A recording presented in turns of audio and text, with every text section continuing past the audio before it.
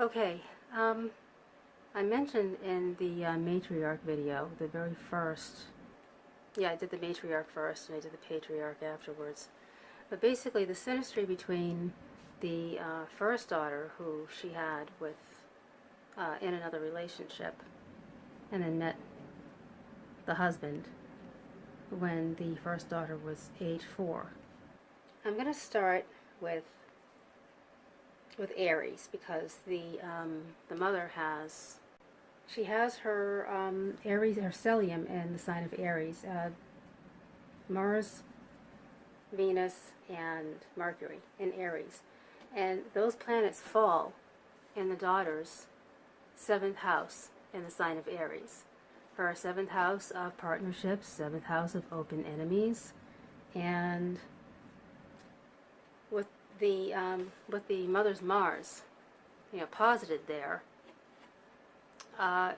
it shows the kind of relationship that this individual has, with the mother.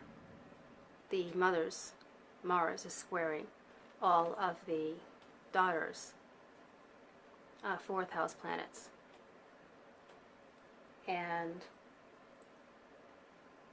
that square, is symbolic of, or represents, conflict. So there's Aries, and then there's the first daughter's first house. Her first house in Virgo. The mother's Chiron is in the sign of Virgo, and when you do the synastry, the mother's Chiron falls in the first daughter's first house in Virgo. Chiron, if it doesn't bring an individual who understands your wounding because of having gone through the same or similar pain, then that individual will bring the pain. That individual will wound. Now, the first daughter's midheaven is Gemini. She's got a Gemini midheaven. And the mother has Uranus posited in Gemini. And that Uranus is conjunct the daughter's Gemini midheaven. Uranus is violent. Uranus is shocking. Uranus is... There are the positive eccentricities, and then there are the negative ones. And I'll get to the negative eccentricities in a minute, but it will have to do with religion, and it will have to do with religious abuse. For now, the Uranus being placed there, conjunct the daughter's Gemini midheaven, that particular daughter went through a lifetime of struggling to find her place, in the world, to find a career. And I mentioned religion a minute ago, and religion, this particular religion said that school was not important. This particular religion, it says that college is evil. You're not supposed to go to college. You're not supposed to better yourself.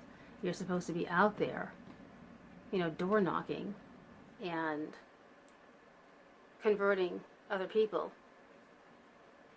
And this religion also encouraged young people to quit high school so that they could go door knocking and converting full time. So with the mother's Uranus sitting on the daughter's, this first daughter's midheaven, it just put her, she created so much uneasiness and so much instability. That's how it affected the first daughter, and that's where it shows up. It shows up on the midheaven with this mother's Uranus sitting there. And I'm looking at Pluto. She has Pluto in Leo, and the mother has Pluto in Leo, and the first daughter, her 11th house is in Leo. And Pluto, what does Pluto do? Pluto destroys, Pluto abuses as well. Pluto is negative, it's darkness, it's perversion, it's sexual abuse, it's pedophilia, it is mean, it's cold. And that this individual, this incubator's Pluto is sitting in this first daughter's 11th house. Well, what is the 11th house? The 11th house is groups and organizations, and it was a religious organization, a religious cult, a religious organization. The 11th house is also a child's playground. And, when this particular daughter, this first daughter, had this really positive social environment, just as the mother was really getting deep into the cult, she had these friends. It was a multicultural environment. It was really positive. The teachers were awesome. The music was awesome. I mean, it was just this beautiful, beautiful place that she had for a short time in her childhood. And that ended with a Saturn transit to this first daughter's 11th house. Okay, yeah, a transit to the, a Saturn transit to the first daughter's 11th house brought that social beauty to an end.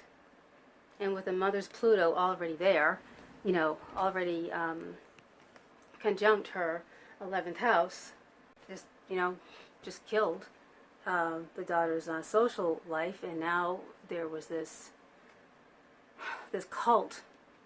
And then later on in the daughter's life, she was being told by, what is the equivalent of pastors in this religious cult to quit high school. She was encouraged to quit high school, to just quit high school. When the guidance counselor came around, trying to encourage her to, choose a college, this individual was so lost that, she just, said no to the guidance counselor and just went on her way and, continued in the religion of her destruction. I want to talk about karma. Well, there's one more thing. I mentioned in the matriarch's video, the matriarch video, I mentioned that this woman has, Scorpio on the cusp of her 9th house of spirituality and philosophy. And that would make Pluto the ruler of her spiritual house, her 9th house. And she's got a square from she's got Mercury squaring her Pluto. So her Pluto isn't in very good shape at all, and it's just the overall chart is just really sad. It just and it's destructive. Okay, the mother's ascendant is Pisces, and the daughter is a Pisces moon. So to me, that shows that the daughter would have emotional issues around the mother that just really runs really deep, because Pisces feels the worst pain, and Pisces is the most sensitive sign. And with the daughter's moon, sitting there, conjunct the mother's ascendant, and there's already all of this negativity, all of these adverse aspects, all of this, bad synastry already happening, and the daughter's moon being there, And the daughter's Chiron is also in Pisces. And I want to say more about the 7th house before. Well, actually, you know what? I think that to the mother, the daughter was seen as a wound. Because the daughter's Chiron is falling on her ascendant and in her 1st house. The child was unwanted. It was a teen pregnancy. You know, the guy just learned of the pregnancy and he left, and that was it. Went and married somebody else. The daughter's Uranus-Pluto conjunction in Virgo also falls in the mother's 7th house of partnerships and open enemies. And the mother sees this daughter as an enemy, as someone who shook up her life, who shook up her world. Because if she hadn't been born, because she was born, you know, she ruined the woman's life. That is how the malignant narcissist mentality works. So that's the effect that, you know, the daughter's presence had. You know, this energy of Uranus-Pluto falling in her 7th house of partnerships in Virgo. The 7th house of open enemies. It was definitely war. And, you know, the daughter having her moon in Pisces, you know, a Pisces kid just wants to make the parent happy. Wants to make the parent happy, you know, wants to be good, wants everything to be wonderful. And here is this woman with an Aries stellium sitting in the daughter's, this 1st daughter's 7th house of open enemy. So she's got, you know, this stellium, Mars, Venus, Mercury, and all of them, all of the planets. And I want to focus on Mars. Mars squaring the daughter's 4th house. Her 4th house planets. So there's more tension right there. The mother's, you know, Chiron falling in the daughter's 1st house, and then the daughter's Uranus-Pluto falling in the mother's 7th house.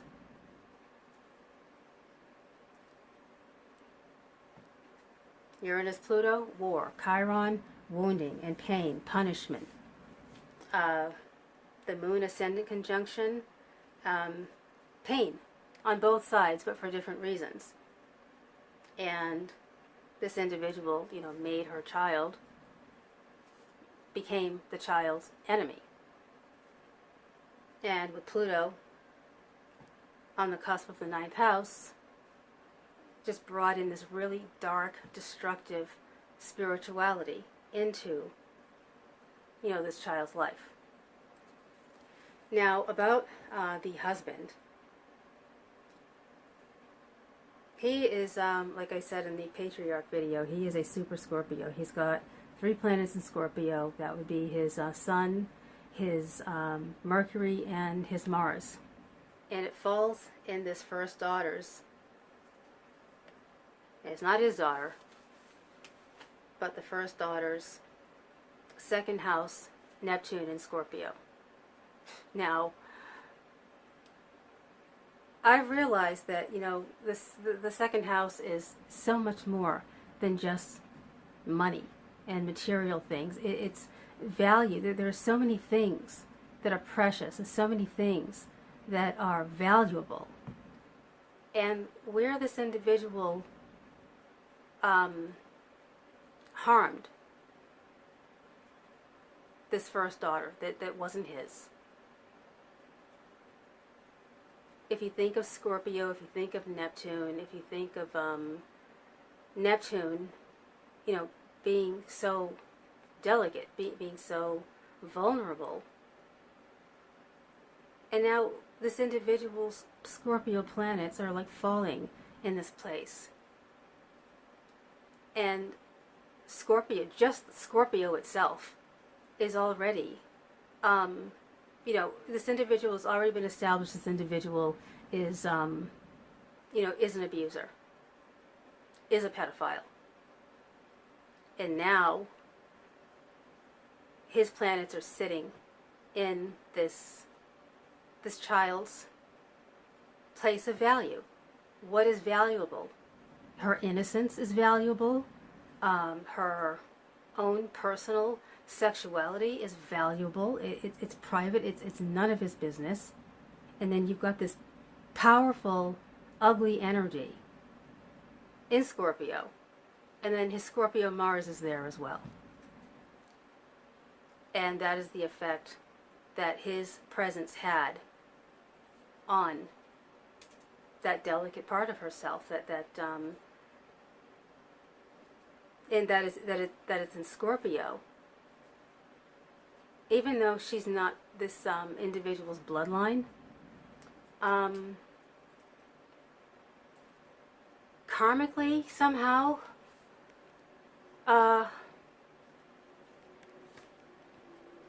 I think that it's a karmic indication, because this individual and the incubator and her husband, both their north node sitting on her north node in Cancer. So they all have their north node in the sign of Cancer. That means their south node falls in her fourth house in the sign of Capricorn. And let's see, his Saturn is sitting on her Gemini MC. Both their Saturn, yes, it's generational, but that it fell in that particular house, that would further limit her. It's not even just the mother's Uranus, sitting, with the Gemini midheaven. It's, both their Saturn sitting there, and that is limitation. That's more limitation on, what was her potential, what she could have done in the world, and it all came from, abuse, religious abuse, verbal abuse, physical abuse, and sexual abuse.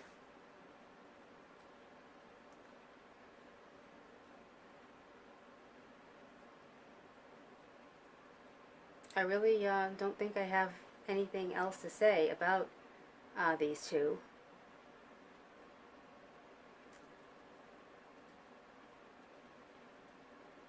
But this is just an example of, the Cancerian energy that just follows. I mean, there's just so much Cancerian energy. I mean, his ascendant is Cancer. She has a Cancer stellium. The mother has her Saturn, her north node, and her moon in the sign of Cancer. And with the other daughters, the second daughter, the third daughter, the fourth daughter, there's all this Cancerian and Scorpion energy. And it's like these cesspool waters, these toxic waters that just, it repeats every generation, and you see so much of the same sign on all of the charts. And it started with the two matriarchs. And those signs keep showing up over and over and over again. But something happened with the first daughter. It's like there was a different turn that she was meant to take on the zodiac. And it involved, breaking a cycle with her own children. The things that she did, the things that her natal chart reflect about her, that shows that she would take a different road. I will say this much: she has Saturn posited in her fifth house of children in Aquarius. Aquarius is the rebel. Saturn is the traditional ruler of Aquarius. And with this individual Saturn return, there was a whole new beginning, with her children that set her apart. That first daughter, the stepdaughter, think of the, Disney. Yeah, a whole different energy, a whole different road that she would take with her children. That was the polar opposite of what the other sisters did, and different from what the parents did, and their parents. So this is another of my videos on transgenerational abuse, or family karmic inheritance, or generational curses, whatever you want to call it. I'm going to stop the video and I'll pick up with the first daughter and her children.